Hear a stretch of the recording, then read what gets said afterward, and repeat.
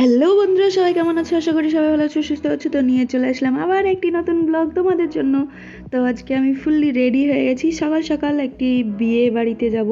অবশ্য বিয়ে না, এঙ্গেজমেন্ট লুক আছে, সেটা লুকটি তোমাদের সঙ্গে তুলে ধরবো। লুকটি ছিল আমার নটিয়াল বলে একটি গ্রামে, আর সেই গ্রামে আমি পৌঁছে গেছি। অবশ্য কাজটি ধরেছিল বেবিদি, আর বেবিদি হেল্প হ্যান্ড হিসেবে আমি যাচ্ছি, কারণ দুজনে মিলে একসঙ্গে করলে কাজটি তাড়াতাড়ি হয়ে যায়। আর যে কোনো কাজে একে অপরের হেল্প যদি না করব তাহলে কি করে হবে। সেই জন্য আমরা চলে এসেছিলাম নটিয়ালে। আর এ আমাদের মিষ্টি একদম মায়া, আমাদের ক্লায়েন্টের নামই মায়া। মায়া খুব একটি মিষ্টি মেয়ে আর খুব সুন্দর শান্তশিষ্টভাবে বসেছিল, কোনো ওর নিজস্ব চাহিদা ছিল না। আর সব থেকে তোমাদের সঙ্গে তুলে ধরি, এই যে লিপ লাইন যখন আমরা টানি, মানে লিপ লাইন টানতে টানতে যদি কেউ কোনো ক্লায়েন্ট কথা বলে ফেলে তো লিপ লাইন আলাদা হয়ে যায় আর অনেকটা প্রবলেম হয়। তো সবার ক্ষেত্রেই বলি যে ক্লায়েন্ট যখন কাজ করবে ক্লায়েন্টের, তখন ক্লায়েন্টকে পারবে যতটা পারবে শান্তশিষ্ট হয়ে রাখতে, আর ক্লায়েন্টকে বারবার করে বলবে যতটা পারবে ততটা শান্ত হয়ে বসে থাকতে।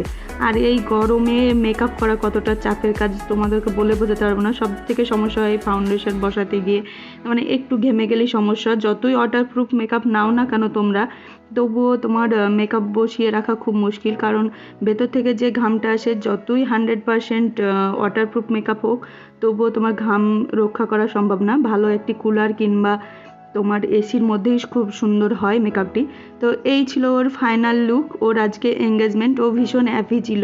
ওর এটি পারিবারিক হিসেবেই বিয়ে, আর খুব মিষ্টি মেয়ে ও। মায়া নামটি ওর মুখের সঙ্গে ব্যবহারের সঙ্গে একদম মিলে গেছে। খুবই ভালো লেগেছে, খুব এনজয় করলাম কাজ করতে গিয়ে। খুব হাসি খুশি একটি মেয়েকে পেয়েছি ক্লায়েন্ট হিসেবে, আর কাজ করতে গিয়ে ও এতটাই হ্যাপি ছিল আর বলার মতো নেই। ও ভীষণ খুশি হয়েছে ওর লুক নিয়ে। খুব সফট একটা লুক দেওয়া হয়েছিল ওকে। এই ছিল ওর ফাইনাল লুক, সিম্পলি একদম। তো লুকের পরে ওর কিছু ফটোশ্যুট করে নিয়েছিলাম, আর ফটোশ্যুট করার পরেই আমরা ওর এঙ্গেজমেন্টের যে অ্যারেঞ্জ ছিল সেই অ্যারেঞ্জের দিকে চলে গেছিলাম।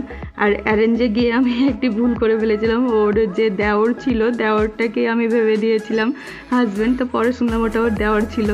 তো অনুষ্ঠান কমপ্লিট হয়ে গেল, আর কমপ্লিট হওয়ার পর অনুষ্ঠানে গিয়েছি, মানে না খাইয়ে তো আর পাঠাবে না, খাওয়া দাওয়া তো করতেই হবে। তো চলে এসেছিলাম প্যান্ডেলে, আর প্যান্ডেলে আসা মাত্রই বসে পড়লাম খাওয়া দাওয়ার জন্য সবাই। তো বেবি দিয়ে আমি চলে এসেছিলাম এই ভেতরে, আর সবার অলরেডি খাওয়া কমপ্লিট, আমরাই সর্বশেষ। একটু লজ্জাও লাগছিল, কারণ সবার বাড়িতে গিয়ে খেতে ইচ্ছে করে না, কিন্তু না খেয়েও উপায় থাকে না। তো এই হলো আমার বেবি দি, খুব সুন্দর একটি মিষ্টি আমাদের দিদি। তো একসঙ্গে 3-4 জন বসেছিলাম খেতে, আর খাওয়ার মেনুটাও তোমাদের সঙ্গে শেয়ার করলাম।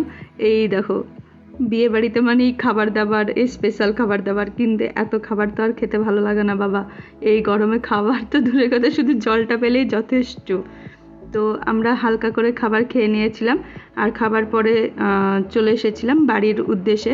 তো আজকের ব্লগটি এই পর্যন্তই। ভালো লাগলে অবশ্যই লাইক কমেন্ট শেয়ার করো, আর কেমন লাগলো লুকটি অবশ্যই তোমরা কমেন্ট করে জানাবে। Thanks for watching.